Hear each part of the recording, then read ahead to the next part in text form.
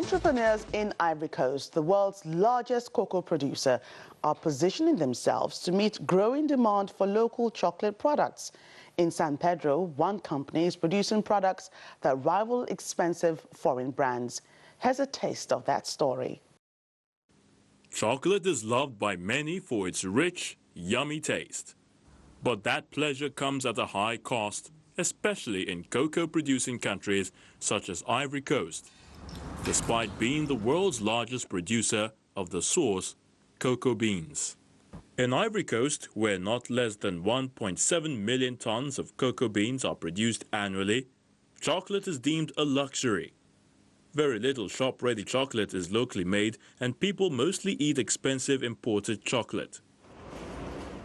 Olga Yanou, an entrepreneur in San Pedro, is doing something to change that by making affordable, homegrown chocolate in a small chocolate factory. We are in the producing country, so we have the raw material. The missing link was the transformation and the consumption, and so it needed to be transformed. It was necessary to get settled down and create a small processing plant that sees everything through, from the bean to the finished product, because it is something we could do.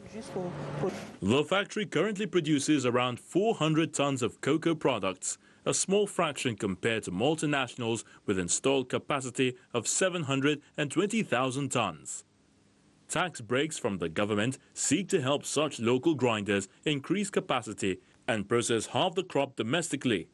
But they also have other issues to deal with to achieve production growth.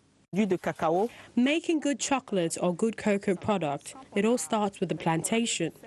It begins when we harvest ripe beans, pick pods without damaging them. The last step in the development stage is during roasting, and that is our responsibility. But quality starts here, so we have to go to the source, to the plantation, to speak to the producers.